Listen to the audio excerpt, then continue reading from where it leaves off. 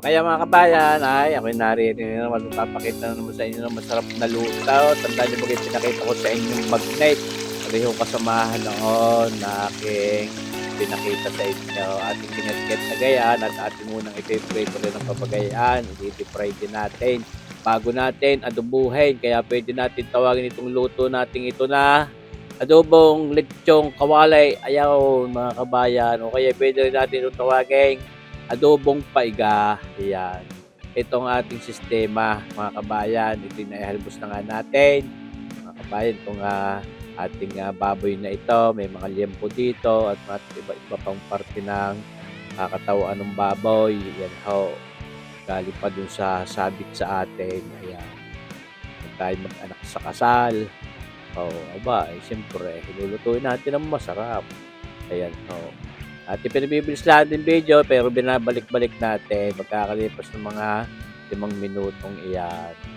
Baka masunog yung nasa ilalim yung mga kabayan. Kaya itong sistema nating ipinapakitang ito ay kung tutuusin less guilt dahil itong ating mga baboy na ito ay napakanas na natin yung mga taba niyan kahit paano.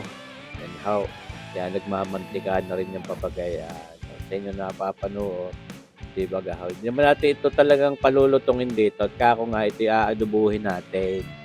Ayan. Pero kung talagang gusto ninyong parang sistemang lechong kawali, ay di pwedeng palutongin. Ayan, mga kabayan. Pwedeng hanguin muna, tapos pag sinulmot uli, ay di mas malutong. Pero ating ang gagawin sistema yan ho, hahanguin na natin at hindi naman natin para palutongin iyan. Kita nyo bagay parang pwede na ay tutusi pwede na yan ho dahil malambot na ho iyan mga kabayan. Hahanguin na natin nang mapatigis pa natin yung mantika. Ayan. Talaga namang itong ating sistemang ito'y iba ito. Siyempre, ating munang ginayaan bago natin adobuhin. Sabay, napakasimple naman ang pagluluto ng adobo. Kaya-kaya nyo din.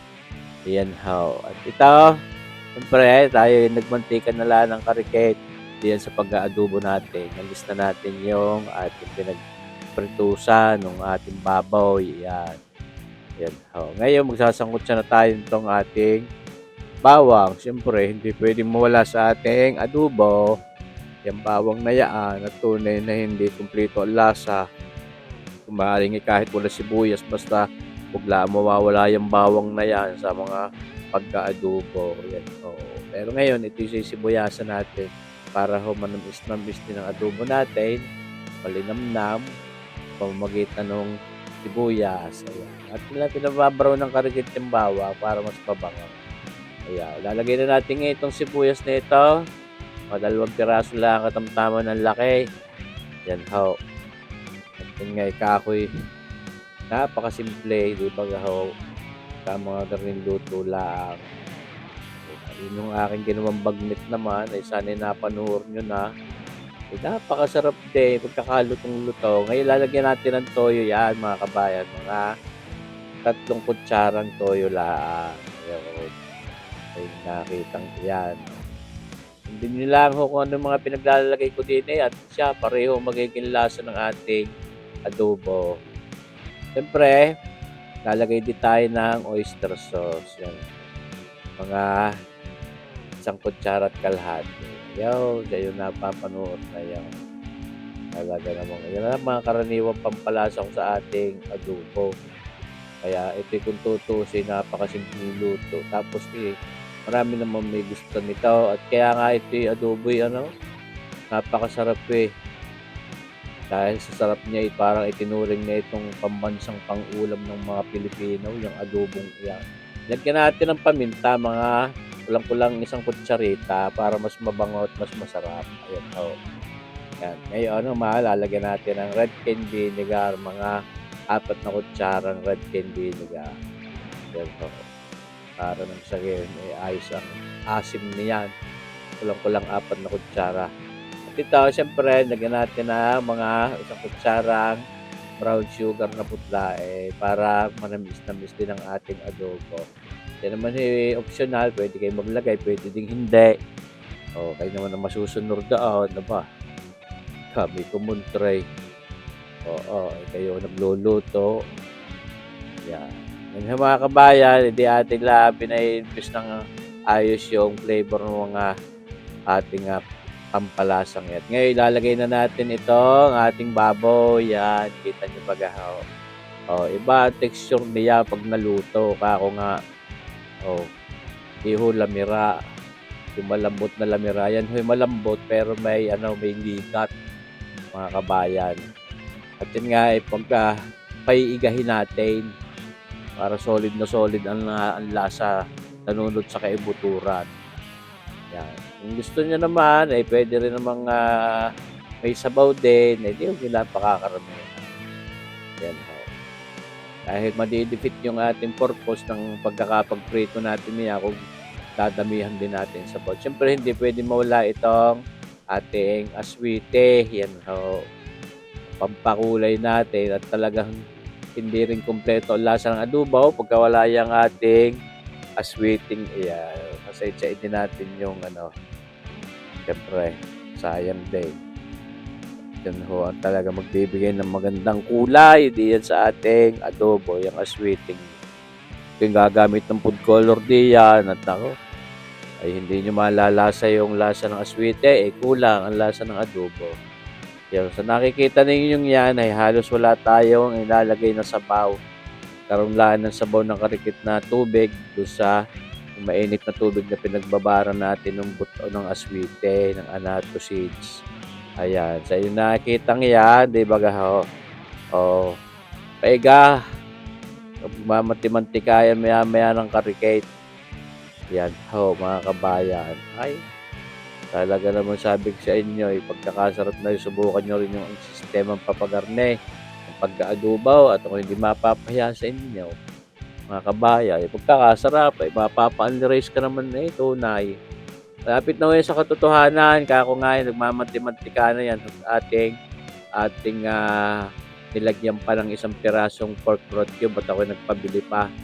Ating binanaw ng karikit sa tubig, dinurog-durog natin. Ayan ho.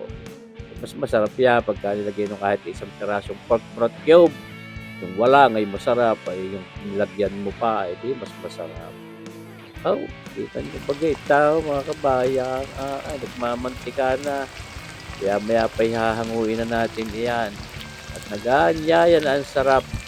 Talaga namang aring ating sistema ng adobong aray ay pag hindi ka napali-rice din hindi ayaw mo. Mga kabayan.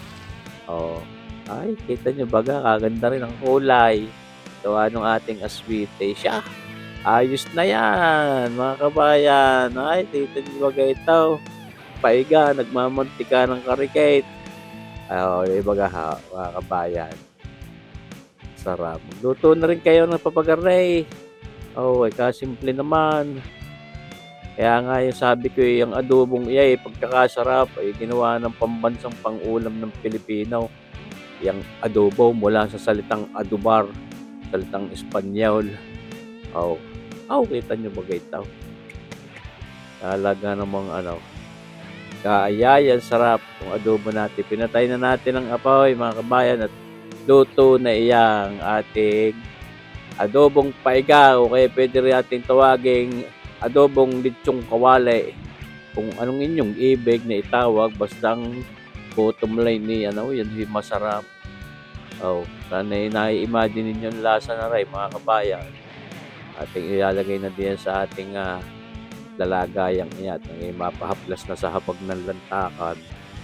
O kakain na, lantak na. Naku po, ito na Tos marsipaw, tawarin mga kabayan. Dahil naibigan ho ninyo rin ating video ngayon, mga kabayan. Sana patuloy pa rin kayong sumuporta. Lagi manood ng ating mga cooking videos. Kako nga, hindi ako magsasawang magpakita sa inyo ng mga cooking videos natin. Dahil lagi ninyong abangan ang ating mga cooking videos, mga kabayan. Yung mga hindi po nakaka-subscribe, pwede nyo mag-subscribe para lagi kayong updated sa ating mga latest videos. At pwede ninyong bisitahin ang ating YouTube channel talaga at tingnan ninyong ating mga cooking videos na napakarami. Yan ho, luto na. Lalantak na tayo, nandidiyan na sa hapag ng lantakan 'yan. Mga kabaya, kita niyo ba ito? Aba naman ay tunay na daos marsipaw.